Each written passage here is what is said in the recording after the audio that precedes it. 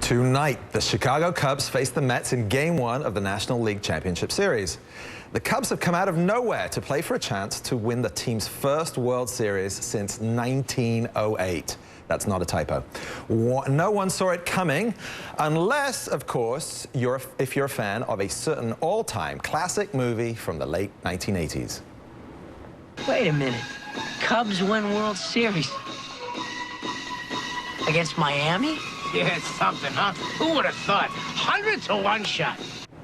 Against Miami, no franchise at that time. That famous scene is, of course, from Back to the Future 2, a film released in 1989 about a teen in 1985 who travels to the future, and that date in the future is October 21st, 2015, which just happens to be next Wednesday. Despite the Cubs' World Series hopes still being alive, sadly, the future hasn't quite panned out like the movie's producers imagined. There are no flying cars, there are no hoverboards, no matter what those guys on the Segway boards say, and there are no shoes that tie themselves. But the movie did get some predictions right, like flat-screen TVs and video calling, which are, of course, now part of our daily lives. We are lucky to have with us right now Bob Gale, one of the brilliant co-creators and writers of the Back to the Future series, the 30th anniversary trilogy of which will be out on Blu-ray and DVD next week. I am buying it for my kids, if not for myself. Bob, welcome, and welcome back to the panel. I hope you're buying it for yourself, Richard. I'm going to relive. You know, I was actually looking back at the other movies that were released in '85, which is the first Back to the Future. It was an extraordinary year for great movies. Brazil, Desperately Seeking Susan, Mad Max, the original Mad Max, my personal favorite, After Hours.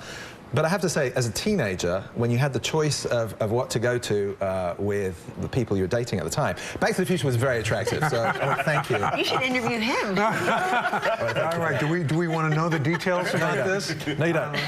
Okay, I want to start with about the Cubs. You're from St. Louis, a Cardinals fan. What on earth possessed you to think about the Cubs? Well, look, the thing that's great about this joke is that everybody in America, whether you're a sports fan or not, everybody knows that the Cubs are the perennial losers.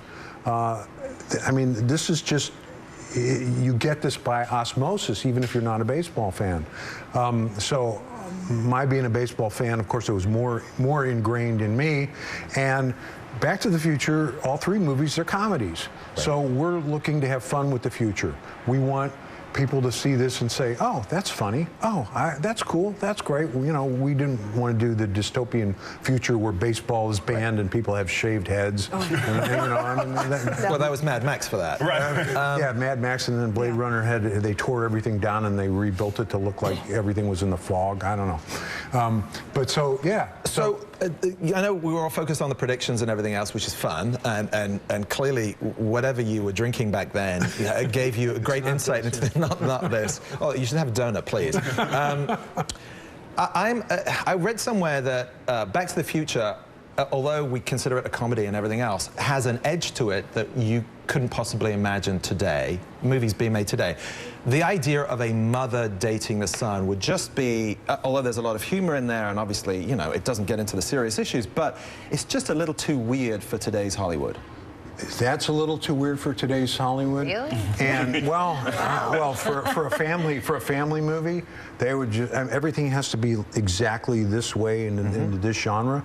And then we have the other thing where people say, what's this relationship between Marty and Doc? I mean, Marty's 17 years old, and Doc in 1985, he's 70 years old. And people today, they will overthink it. You see in the movie, you just, no, these guys are friends. It works. You know, Doc's a father figure. But also, you make the parents cool again, right? So the idea of a teenage movie today having cooler older people is also unthinkable. Well, on the other hand, though, remember the first movie is about a kid who straightens out his dad. Right. Right. So his dad starts off being messed up, and Marty gives him good advice, and George stands up to Biff, and we have a much better world because of that.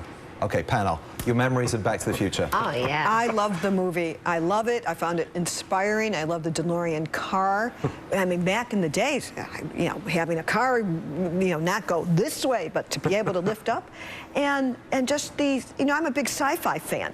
Just the kind of science behind it and the rationale and how you structured it, it was just uplifting and fun. And again, for the sci-fi elements in it, compelling. Did you think of it as a sci-fi movie?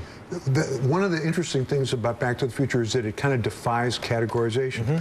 Yes, it's sci-fi. Yes, it's comedy. Yes, there's a romance in it. There's adventure. There's action.